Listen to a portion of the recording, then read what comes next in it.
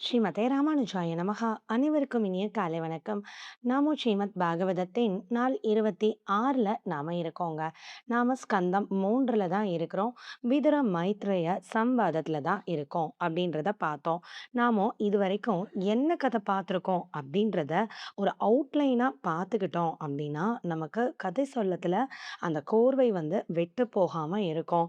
So அப்போ இந்த பாகவதத்துல எப்படி ஆரம்பிக்கப்பட்டது அப்படின்னு பார்த்தா, இந்த பிரபஞ்சமானது எப்படி உருவாகியது அப்படின்றத முதல்ல பார்த்தோம். முதல்ல பகவான் ஸ்ரீமன் நாராயணன் மட்டுமே இருப்பாரு. அவரது திருமேனியில எல்லா பொருட்களும் ஒட்டி இருக்கும். ஸோ அது முதல்ல வந்து மூல பிரகிருதி அப்படின்ற ஒரு பொருளா வெளியில வந்து, அது வந்து மகானா மாறி, அதுக்கப்புறம் அது அகங்காரமா மாறி 3 அகங்காரங்களா பிரியும். சாத்விக அகங்காரம், ராஜச அகங்காரம், தாமச அகங்காரமா பிரிந்து, அதிலிருந்து 24 பொருட்கள், அதாவது பஞ்சபூதங்கள், பஞ்ச தன்மாத்திரைகள், இந்த மாதிரி 24 பொருட்கள் வந்து உருவாகி ரெடியா இருக்கும். அதுக்கப்புறம் அத பகவான் சரியான விகிதத்துல அத கலந்து, அழகான தங்க முட்டையான இந்த அண்டத்த படைத்து, அண்டத்துக்குள்ள தானே புகுந்து அண்டத்துக்கும் உயிர் கொடுப்பாரு அப்படின்னு பார்த்தோம். இந்த அண்டத்துக்குள்ள 14 உலகங்கள் இருக்குது. அதுல முதல் ஜீவாத்மாவான பிரம்மாவ படைச்சு, அவர்கிட்ட பொறுப்புகளெல்லாம் பகவான் ஸ்ரீமன் நாராயணன் ஒப்படைக்கிறாரு. அதுக்கப்புறம் பிரம்மா வந்து இந்த 14 லோகத்தையும் ஃபில் பண்ணணும் அப்படின்றதுனால படைப்புகள ஆரம்பிக்கிறாரு.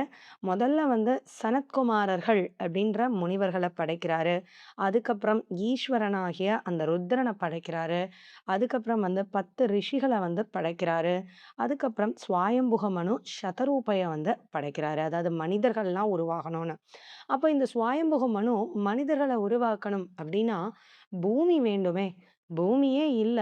எங்க போறது? அப்படின்னு பிரம்மா கிட்ட கேட்டப்போ, அப்பதான் அது வந்து பாதாள லோகத்துல இருக்கக்கூடிய அந்த கடலுக்குள்ள மூழ்கி இருக்க இரண்யாட்சன் வந்து உள்ள வச்சிருக்கான் அப்படின்றத தெரிஞ்ச உடனே, பகவான் வந்து வராக அவதாரம் எடுத்து பூமிய மீட்டு கொடுத்தார். அதுக்கப்புறம் ஸ்வயம்புக மனு தனது படைப்பை ஆரம்பித்தார் அப்படின்றத பார்த்தோம். ஸோ அவங்களுக்கு 5 பிள்ளைகள் வந்து இருந்தாங்க. பிரியவிரதன், உத்தானபாதன், ஆ தேவகூதி, ஆகூதி, பிரகூதி அப்படின்னு 5 பிள்ளைகள் வந்து இருந்தாங்க. இந்த 5 பிள்ளைகளுடைய சரித்திரத்தையும் தான் நாம வந்து பார்க்க போறோம். அதுல முதல்ல வந்தது வந்து தேவகூதியின் சரித்திரம் தான். ஸோ இந்த தேவகூதிய வந்து கர்தம பிரஜாபதிக்கு திருமணம் செய்து கொடுக்குறாங்க. அவரும் வந்து 9 பெண் குழந்தைகளையும், 1 ஆண் குழந்தையவும் வந்துட்டு இந்த தேவகூதிக்கு பிரசாதிக்கிறாரு. பெண் குழந்தைகள் 9 பேரையும் வந்துட்டு அழகா ஒரு 9 முனிவர்களுக்கு திருமணம் செய்து கொடுத்துர்றாங்க. அதுக்கப்புறம் கபிலர் அப்படின்ற ஆண் குழந்தையும் இருக்காரு. இப்போ கர்த்தமர் வந்து என்ன சொல்றாரு அப்படின்னா, "நான் வந்து ஆ தவம் இருந்து மோட்சத்துக்கு போப்போறேன்" அப்படின்னு கிளம்பி போயிட்டாரு. இப்ப ஆசிரமத்துல இந்த தேவகூதியும், இந்த கபிலரும் மட்டும் தான் இருக்காங்க. அப்ப தேவகூதி ரொம்ப வருத்தப்பட்டு, தன் மகனான கபிலர்கிட்ட உபதேசம் கேட்கறது தான் வந்துட்டு, ஆம் இந்த 3ஆம் ஸ்கந்தத்தினுடைய கடைசி பகுதியா வந்து அமையுது. இந்த ஸ்கந்தத்தினுடைய கடைசி பகுதி இந்த உபதேசத்தோட வந்து முடியுதுங்க. இதுக்கு என்ன பேரு அப்படின்னு பார்த்தா, இந்த உபதேசத்துக்கு என்ன பேரு அப்படின்னு பார்த்தா, சாங்கிய யோகம் அப்படின்னு வந்து சொல்றாங்க. அப்போ தேவகூதி வந்து, "நான் வந்து என் வாழ்நாளெல்லாம் வீணாக்கிட்டேன். ஸோ, அதனால கடைசி நொடியாவது எனக்கு வந்து ஞானத்த வந்து போதிக்கணும். எப்படியாவது நானும் மோட்சத்துக்கு போணும். எனக்கு அறிவுரை வழங்கி, என்ன வந்து மோட்சத்துக்கு போறதுக்கான வழிவகைய காட்டிக் கொடுக்கணும்னு" தன் மகனான கபிலர் கிட்ட வந்து பிரார்த்தனைய வைக்கிறாங்க. அப்ப கபிலருடைய உபதேசம் வந்து ஆரம்பிக்குது. இப்ப ஸ்கந்தம் 3ல நாம மிடில்ல நிக்கிறோம். இந்த ஸ்கந்தம் கடைசி வரைக்கும் என்ன அப்டின்னா, இந்த கபிலருடைய அறிவுரைகள் தான். நெறைய நெறைய அறிவுரைகள் வந்து இருக்குது. நாமும் அறிவுரைகள பார்க்காம, கதைய பார்க்கலாம் அப்படின்னு பார்த்தா, நம்ம பாகவதம் பார்க்கக்கூடிய அந்த பர்ப்பஸே இல்லாம போயிடும் இல்லைங்களா? கண்டிப்பா வந்து நாம பாகவதம் கேட்கிறதே, இதில காட்டப்படுற பக்தி யோகம் என்ன அப்படின்றத நாம தெரிஞ்சுகிட்டு, அதன் படிக்க நாமும் நம்ம வாழ்க்கையில நடக்கணும் அப்படின்றதுக்காக தான். அதனால கண்டிப்பா நாம இந்த உபதேசங்கள பார்க்கணும். ஆனா, இதில குடுத்த அளவுக்கு ரொம்ப டீட்டெயிலா பார்க்கலாமா அப்படின்னு பார்த்தா, முதல்ல அது நம் சக்திக்கு அப்பாற்பட்டது. அத புரிஞ்சுக்கிறதும் கொஞ்சம் கடினம். அதோட அது வந்து கொஞ்சம் போரிங் சென்ஸாவும் வந்து மாறிறக்கூடாது. நாம கேட்கறது ரொம்ப ஆர்வமாவும் இருக்கணும், இன்ட்ரெஸ்ட்டாவும் இருக்கணும். நம்மளோட வாழ்க்கையில அப்ளை பண்ணக்கூடியதாகவும், எளிமையாகவும் இருக்கணும் இல்லைங்களா? ஸோ, அதனால நாம கண்டிப்பா இந்த அறிவுரைய பார்க்க போறோம். ஆனா, ஷார்ட் ஃபார்ம்ல. ஸோ, அப்போ இந்த அறிவுரைகள ஒரு 8 பகுதிகளா வந்து ஒரு சின்ன கட்டுரை மாரி நாம வந்து தொகுத்துக்கிட்டோம். தொகுத்துக்கிட்டு அந்தந்த தலைப்புக்கு கீழ என்னெல்லாம் கபிலர் வந்து உபதேசம் பண்ணியிருக்கிறாரு அப்படின்றத நம்ம சக்திக்கு ஏற்றவாறு நமக்கு புரியும்படி எளிமையாக ஒரு அவுட்லைனா தாங்க பார்க்க போறோம். இப்போ என்ன அப்படின்னா, இப்ப 8 பகுதின்னு சொன்னோம் இல்லைங்களா? அதுல முதல் பகுதி என்ன அப்படின்னா, இந்த தேவகோதி வந்து தன் மகன்கிட்ட வைக்கிற பிரார்த்தனை தான். எனக்கு எப்படியாவது உபதேசம் செய்து என்ன இந்த சம்சார பந்தத்துல இருந்து நீ விடுவிச்சு கொடுக்கணும் அப்படின்னு அந்த பிரார்த்தனை வைக்கிறது தான் வந்து முதல் தலைப்பு. ஸோ 2வது தலைப்பு என்ன அப்படின்னு பார்த்தா, பிரகிருதி மற்றும் புருஷன் அப்படின்னு வந்து தலைப்பு வந்து குடுத்துருக்குறாங்க. என்ன அப்படின்னா, இப்ப கபிலர் வந்து எல்லா விஷயங்களையும் அழகா விளக்கி கூற ஆரம்பிக்கிறாரு. முதல்ல அவர் ஆரம்பிக்கிறதே எதுல ஆரம்பிக்கிறாரு அப்படின்னு பார்த்தா, ஆத்மானா என்ன? பரமாத்மானா யாரு? அப்படின்றத தான் வந்து விளக்குறாரு. இந்த உலகத்துல வந்துட்டு 3 தத்துவங்கள் வந்து இருக்குது அப்படின்னு நம்ம பார்க்குறோம் இல்லைங்களா? சத் சித், அசித், ஈஸ்வரன் அப்படின்ற ஒரு 3 விஷயங்கள் வந்து இருக்குது. அதத்தான் முதல்ல வந்து விளக்குறாரு. இதுல ஈஸ்வரன் அப்படின்றது யாரு அப்படின்னா, அவர்தான் பரமாத்மா அப்படின்னு வந்து சொல்லக்கூடிய பிரம்மம். ஸ்ரீமன் நாராயணன். அவன் தான் வந்து ஈஸ்வரனா இருக்கிறான். அது முதல் தத்துவம். அடுத்த 2 தத்துவம் என்ன அப்படின்னா, சித்து மற்றும் அசித்து அப்படின்னு சொல்லக்கூடியது. சித் அப்படின்னா என்னன்னா, சைத்தன்யம் உடையது அப்படின்னு அர்த்தம். சைத்தன்யம்னா ஞானம், ஞானம் உடையது அப்படின்னு அர்த்தம். ஞானம் வந்து யாருக்கு இருக்குது அப்படின்னு பார்த்தா, ஜீவாத்மாவுக்கு தான் ஞானம் இருக்கிறது அப்படின்றதுனால, சித் அப்படின்றது எத குறிக்குது அப்படின்னு பார்த்தா, ஆத்மாவ வந்து குறிக்குது. அப்ப ஈஸ்வரன் அப்படின்றது பகவான் பிரம்மத்த வந்து குறிக்குது. இதே இது சித் சைத்தன்யம் உடையது, அறிவு உடையதுன்னு யார சொல்றோம் அப்படின்னு பார்த்தா, அது வந்து ஜீவாத்மாவ வந்து குறிக்குது. அச்சித்துன்னு ஒண்ணு இருக்குது. அச்சித்து அப்படின்னாலே நோ அப்படின்னு அர்த்தம் இல்லைங்களா?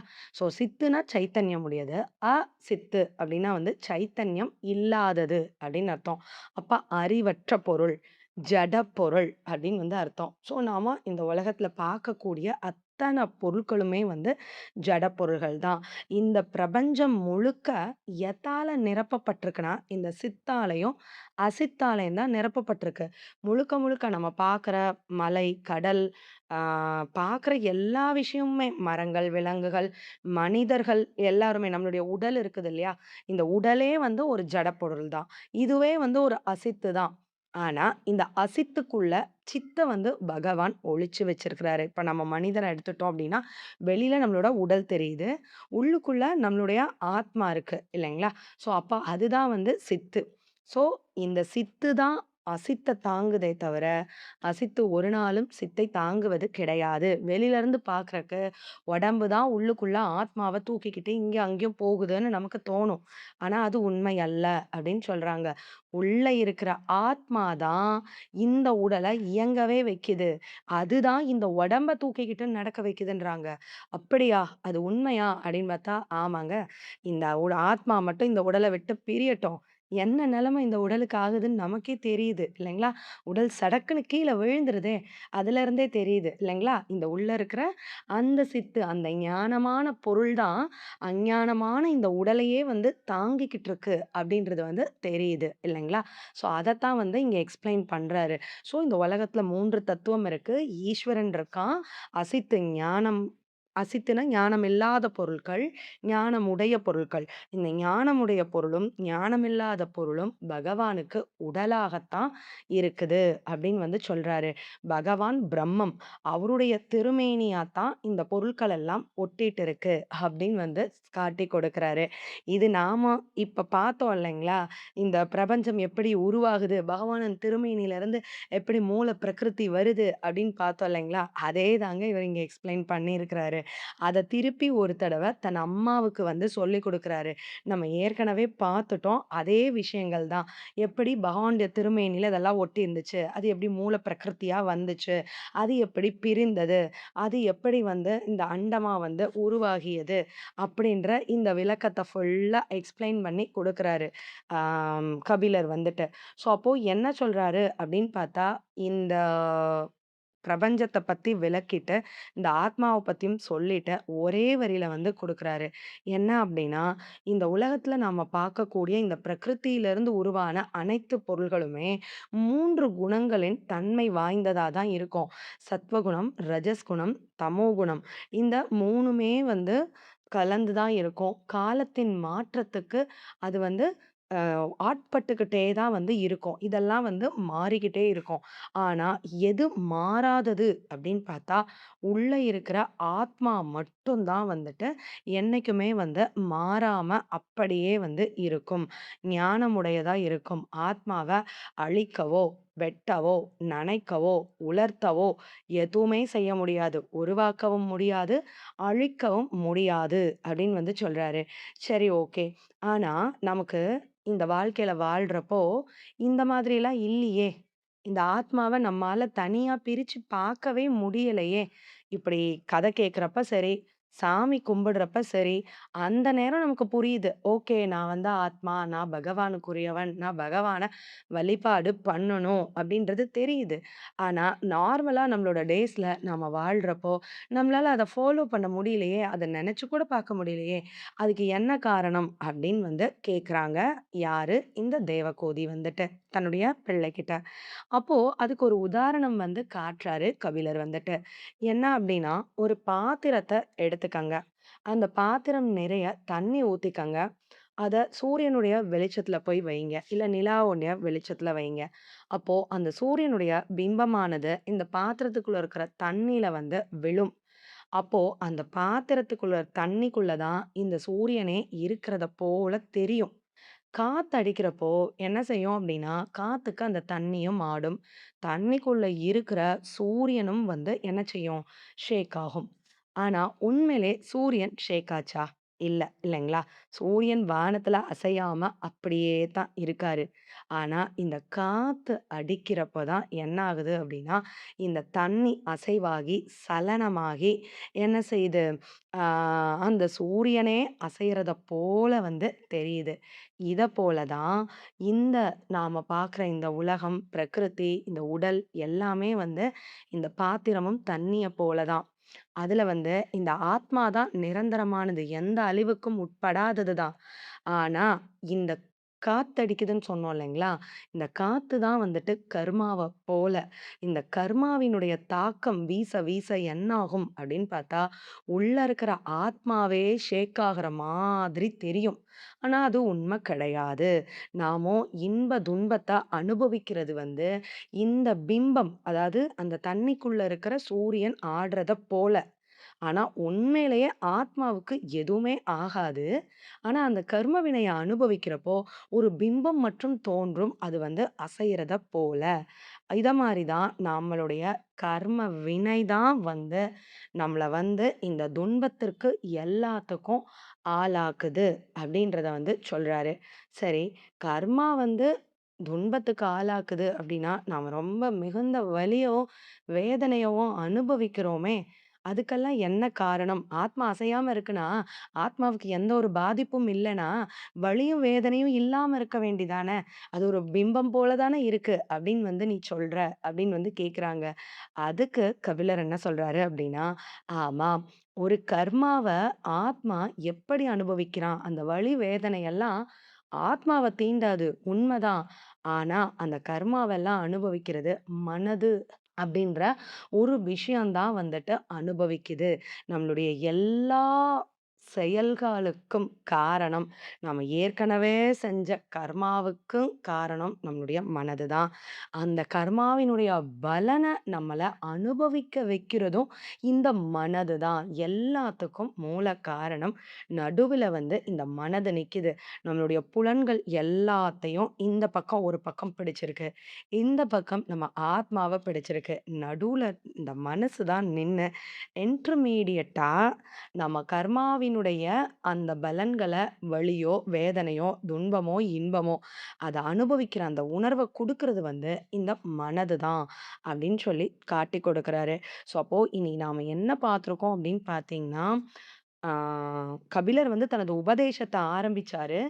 அப்போ பரமாத்மா வேற, ஆத்மா வேற, இந்த ஜட பொருள்கள்லாம் வேற. ஆனா ஜடப்பொருளும், ஆத்மாவும் பகவானுக்கு திருமேனியா தான் இருக்காங்க. அப்போ அது உருவாகி வருது அப்படின்றத பார்த்து, அதுக்கப்புறம் ஆத்மா அழிவில்லாதது அப்படின்னா, ஏன் துன்பத்துக்கு உள்ளாகுது அப்படின்னா, கர்ம வினைக்கு ஆட்பட்டு தான் உள்ளாகுது. அந்த கர்ம வினைய அனுபவிக்கும்போதும், ஆத்மா நேரடியா அனுபவிக்கிறது கிடையாது.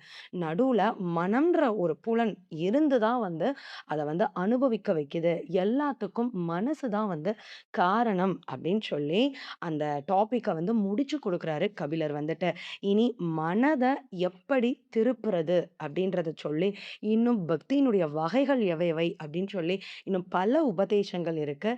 பொறுத்திருந்து பார்ப்போம். பகவான் திருவடிகளுக்கே பல்லாண்டு கூறி அமைகிறேன். ஸ்ரீமதே ராமானுஜாய நமஹ. நன்றி.